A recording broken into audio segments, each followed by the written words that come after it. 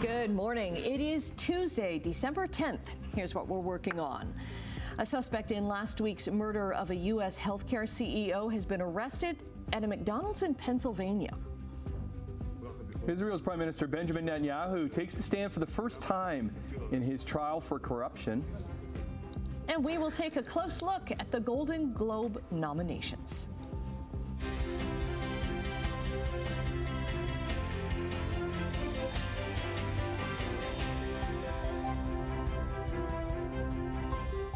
And we're taking a closer look out the weather window because it's at that point where it's like it's just cold enough that rain and ice and mist. Oh, I see what you're saying. Yeah, like I was thinking, yes, because it was what an awful day yesterday. Wasn't by the it? way, oh, Yeah. it was just, Miserable. just yucky. Yeah, miserable. And when I was driving home in the downpour of rain, you're just like, if the temperature was colder, this would be quite the snowstorm. A lot of snow, yeah. And I don't know about you guys, because you guys know how much I love the cold. Yeah. I actually wished it was snow. Rather than the rain? It would feel just better. Yeah. Right? It wouldn't be so dark and dreary and brighter. And because it's coolish, so the rain kind of just like sticks to you a little bit. Yep. Yeah. Well, guess what? We're going to do More it of all the over same? again today. Yay! At least it's mild, right? I mean, there's got to be some sort of silver lining. Yesterday, we saw a daytime high of 5. Today, we're getting up to a daytime high of 7. But yeah, it's foggy. We are seeing quite a bit of fog outside the weather window. We do have a fog advisory in place for much of the GTHA. Fog should lift later on this morning. But yeah, drizzle, fog, poor visibility. Give yourself extra travel time. 403 and Waterdown Road, not looking too bad at this hour, moving well in both directions. We'll take a look at some of our other traffic cameras. This is the Skyway for the Burlington side, looking good just after 6 o'clock. On your Tuesday, we do typically see volume starting to pick up at this hour. This is QEW at Third Line, traffic moving well. And both directions looking good, QEW west of Brant Street. And last but not least, the 403 Dundas, moving well, but you can see the fog, so just give yourself a little bit of extra travel time. Okay, more on your forecast details coming up, but first, the news. Okay, thanks very much, Emily. Well, New York prosecutors have charged a man with a murder in the fatal shooting of United Healthcare CEO Brian Thompson. Luigi Mangione is currently held without bail in Pennsylvania after he was arrested on gun forgery and other charges there yesterday. He's expected to be sent to New York eventually. It is unclear whether the 26-year-old has a lawyer who can comment on the allegations. Police in Altoona, Pennsylvania, arrested Mangione at a McDonald's, where an employee recognized him for media reports and called police. It was a peaceful arrest, first and foremost. The officer quickly recognized the male as the suspect from the shooting. And within several minutes, seconds of the first contact, he had asked the suspect if he had been in New York City recently. And that really invoked a physical reaction from the suspect. He became visibly nervous, kind of shaking at that question. And he didn't really answer it directly. So that statement alone really said a lot. And the suspect didn't have to say a lot after that question to show that, you know, he was very nervous at that point. Police say Mangione was carrying a U.S. passport and several fake IDs, including one under the name of Mark Rosario, used to check into a New York City hostel before last week's fatal shooting. He also had a silencer and a gun, both believed to be consistent with the weapon that was used in the murder. Authorities suspect the weapon may be a 3D printed gun made at home, and it doesn't have a serial number. It's what's known as a ghost gun. Mangione was also found with a handwritten note detailing his motive and mindset, although police have not revealed what was in that note. I want to take you down under now to New Zealand, where their main airport, a Canadian passenger, has just made Santa's naughty list. This according to custom officials. A woman was arrested for attempting to smuggle drugs into the country by disguising them as Christmas presents. Custom officials said over 10 kilograms or 22 pounds of methamphetamine worth up to $2.2 million was discovered in the woman's carry-on luggage when she arrived on a flight from Vancouver on Sunday. New Zealand Customs, they shared pictures of the Christmas gifts, which were wrapped in bright red paper printed with snowflakes and stuffed inside a red duffel bag. St. Catherine's mom is speaking out, hoping her message will save others from the heartbreak her family's faced. Last year, just days before Christmas, 22-year-old Cole Hodge was killed in a crash. Cole, with two friends, they were riding in a car driven by someone who had been drinking. The crash happened early in the morning when the car lost control and hit a tree. Cole's mother says the crash was caused by a decision that Cole made to get into the backseat of a car when he shouldn't have. The message that I want to share is the one that Cole needed to hear that night was plan your safe ride home, commit to taking your cab, commit to taking an Uber, know how you're getting home before you leave the house that night, before you go drinking, and stick with that plan. I don't want him to not be remembered. Even if we don't remember his name, if people can just remember to not get behind the wheel or to take that taxi home and protect themselves, then it's not in vain so much. It still will always hurt. Ontario's Alcohol and Gaming Commission temporarily suspended the liquor license of the Boston Pizza, where Cole and his friends had been drinking that night, saying the customers were served alcohol even though they were showing signs of intoxication. The driver was charged with impaired driving causing death. That case is still pending. Well, police are looking for a male suspect after an alleged armed bank robbery in St. Catharines yesterday morning. Niagara police say they were called to the scene on Scott and Vine Street just before 10 o'clock in the morning. They allege an unknown man went into a TD Canada bank in the area with a firearm and demanded money before fleeing on foot. The suspect did manage to make off with an undisclosed amount of money. Police are asking anyone with surveillance footage to contact police. They say he may be armed and a warning to the public not to approach. Prime Minister Justin Trudeau says dealing with Donald Trump is going to be different from the last time that Trump was in the White House. This time is going to be different. It's going to be a little more challenging. They're coming in with a lot clearer set of ideas of what they want to do right away than they had last time. But we can do this. We can do this because when crises happen, when we are challenged as a country, we step up. We've shown it on the battlefields of Europe through 2 world wars. We've showed it through international engagement and diplomacy around the world. We showed it by negotiating win-win trade deals with more economies around the world than just about any other country. We did that over the past number of years. We're now the only G7 country with a free trade deal with every other G7 country. We do it because we pull together and we look for the win-win. Speaking at the Halifax Chamber of Commerce, Trudeau says he would retaliate if Donald Trump goes ahead with tariffs.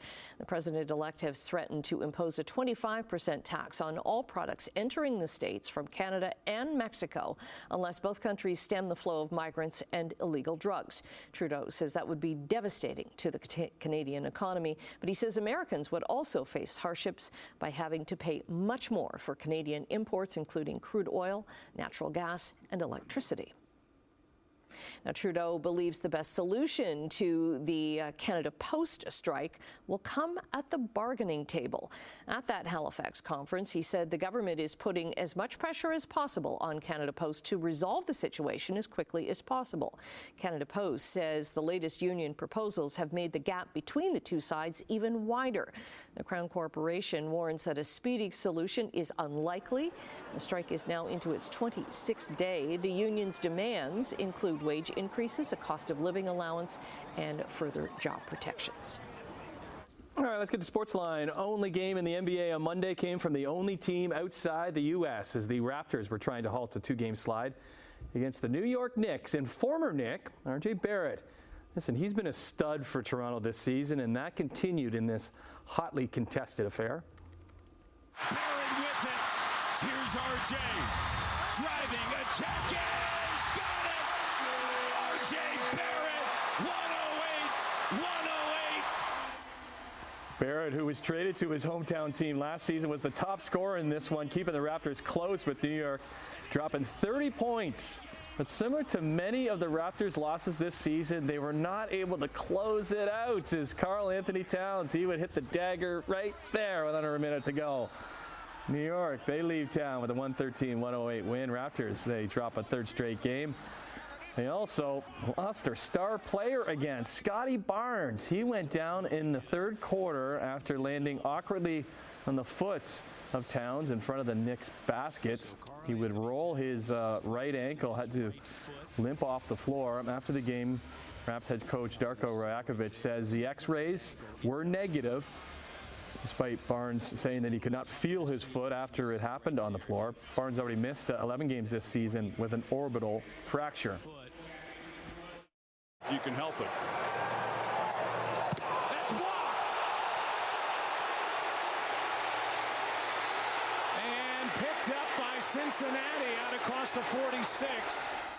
To the Monday Nighter from Dallas with the Cincinnati Bengals in town, and that blocked punt with just over a minute left was the difference in this game, as the Cowboys should have had the ball with a chance to win it. But the Dallas defender fumbled that ball, giving the Bengals another chance with better field position, and Joe Burrow hooked up with his guy, Jamar Chase, for the 40-yard touchdown pass to break the deadlock and give Cincy the 27-20 win. Tough one for the Cowboys, who fall to 5-8, and their slim playoff hopes are falling quickly as we wrap up week number 14. Great hustle by Hudson, Suzuki.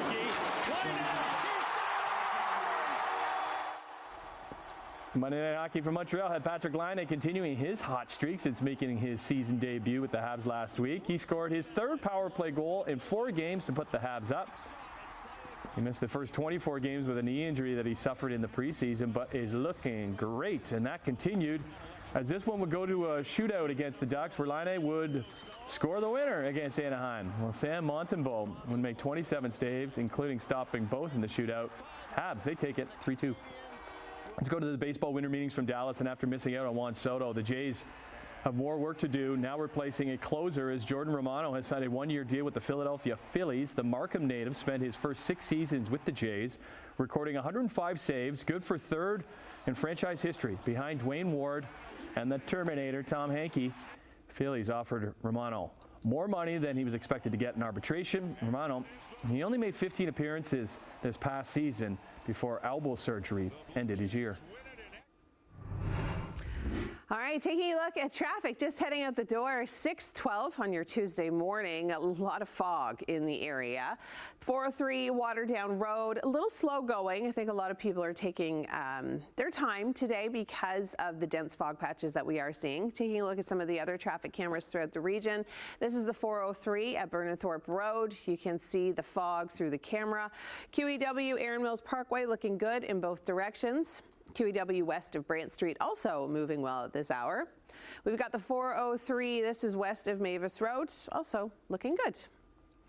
Okay, so Environment Canada has issued a fog advisory, no surprise, through the GTHA. Areas of very dense fog, poor visibility. You could be in a section where you can see perfectly and then all of a sudden see nothing. So just watch for headlights in front of you and give yourself lots of extra travel time. The fog should dissipate later on this morning, and we are going to be left with mild temperatures. Right now, sitting at 4 degrees through Grimsby, Hamilton, 5 through Mississauga. We're 4 degrees through Toronto. We do have fairly overcast conditions. The chances there for a lot of drizzle, fog, showers throughout the day today. I'm not ruling out a peak of sunshine, but it's really just going to be just that. Peaks here and there. So throughout the day today, we saw this system track its way throughout the southern United States. It is now moving in through southern Ontario. And look what it's bringing with it. Some more rain throughout the day tomorrow. And then look what's behind it. Snow and really cold air. I mean, we're going from +7 to like -7 really quickly. Throughout the day today, look at how mild our temperatures are. 8, 9, 7, 5 degrees through Guelph, 6 through Milton, 7 through Burlington. Tonight's temperatures are going to be dropping. We're going to be seeing daytime or overnight lows close to the freezing mark. Some areas seeing drizzle. I would not be surprised if some of that turned into freezing drizzle through the overnight, especially areas to the north. Throughout the day tomorrow, temperatures much cooler, but it's really going to be into Thursday where we really feel the chill. I'll talk about that coming up. But now back to Tim and Annette. Okay, we'll also have a preview of what's to come in Chit Chat, and the city of Hamilton is addressing the housing crisis. We'll tell you what's been done and what's yet to come. Okay, a lot coming up in Chit Chat because of the Golden Globes. Yeah, the Golden Globes are going to be coming up, and we're going to be talking about all the nominees, our favorites, our not so favorites. We're going to be gossiping about that pretty much the entire day. Realizing that, man, I got a lot of movies to watch because there's so many that have been nominated but aren't out in wide release yet. Yeah. Yeah. And that's why a lot of the time I do wait until the end of the year because a lot of the good stuff comes out at the end of the year. Or Especially Christmas Day. Yeah, like it's true. Into December and even into January. Into January as well. So yeah, I'm with you. Like I have a lot of TV and movies to watch. Like wow. Okay.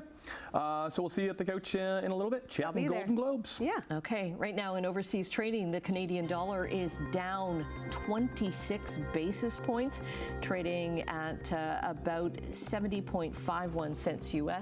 Gold is up $1.40. Crude oil is down 26 cents to $68.11 a barrel. In midday trading in Europe, markets are down in London, Frankfurt, and Paris, although not by a lot. That's it. Asia markets were up in Tokyo, but down in Hong Kong and up in Shanghai. North American markets on Monday starting a new trading week. Not the best. Losses across the board. Triple-digit losses once we get into Wall Street for the Dow Jones and NASDAQ. TSX down 66. Let's see how we do when markets open on this Tuesday, December the 10th. Now, the Bank of Canada is going to make its final interest rate announcement for the year tomorrow after 4 cuts to the policy interest rate so far this year. Those cuts include a 0.5 percentage point cut in October to bring the central bank's key interest rate down to 3.75%. Financial markets and forecasters are betting on another big interest rate cut to bring the rate down to 3.25%. The City of Hamilton hosted an event to talk about its ongoing efforts to improve access to safe, secure, and affordable housing. Officials say addressing the housing crisis, it requires a comprehensive approach involving infrastructure, transit, and social supports. Now, the city's acute housing crisis, top of mind for many, especially as this colder weather rolls in. And the city says its temporary solutions to house those living in encampments are ongoing, such as increasing shelter beds and building tiny homes.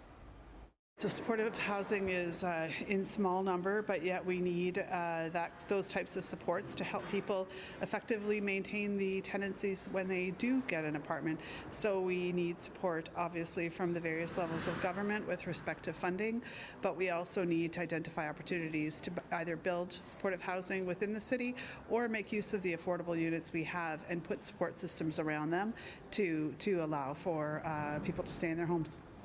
The city is investing nearly $250 per capita in housing and homelessness. Local taxpayers are expected to fund 67% of the total investment, 2 times what the federal and provincial governments have committed to. TikTok is now asking a U.S. federal appeals court to temporarily halt a law that could ban the social media platform in the states.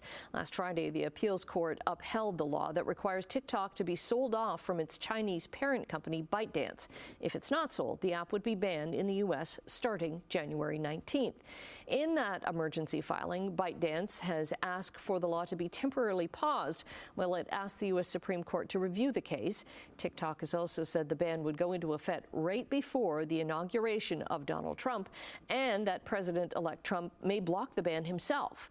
The company has asked the appeals court to decide on its request by next Monday.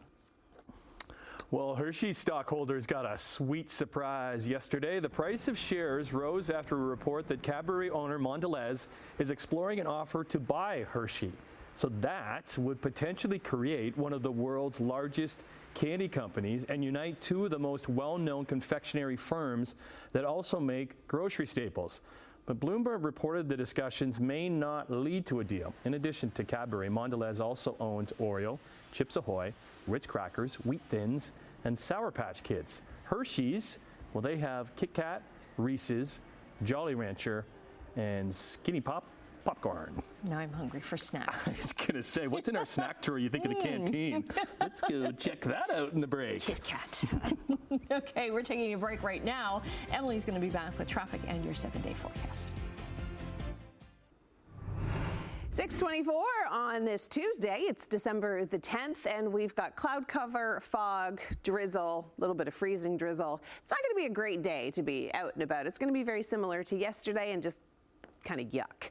Heading out the door this morning, it is at least mild. We're looking at temperatures hovering around 4 degrees, overcast conditions depending on where you're heading. You may run into some very dense fog patches. Environment Canada has issued a fog advisory for the city of Hamilton. If you're heading to school today, 4 degrees for the first bell. After school, we're looking at temperatures hovering around 7 degrees, but grab the umbrella, kids. You will need it today. This system is going to be tracking its way throughout southern Ontario, just skimming through on the eastern side, and we are going to be seeing rain, and then behind it we've got snow. Temperatures are going to be dropping dramatically. Winds are shifting back to that northwesterly flow, so we could see that lake effect firing up. Quick look at the 7-day forecast. Look at how cold our temperatures are going to get after being so mild today, 7 degrees, and then by Thursday we're looking at a daytime high of -6. Tim, Annette? Okay. Might need a sweater. A dog sweater. Oh, if you're going perhaps. out. Okay, they may be short in stature, but they are not lacking in holiday spirit. I'm going to take you to Montana, where a Corgi Club has hosted an ugly sweater Christmas stroll. Corgis, along with other dog breeds, wear their holiday best, including little Santa hats and little sweaters. Oh, there's a Hudson's Bay sweater down in Montana. Canine stroll through downtown Missoula is in its third year. It kicks off the unofficial start to a day full of holiday festivities in the city. Anybody talk to the Corgis if they wanted to go incognito? Oh, I like that.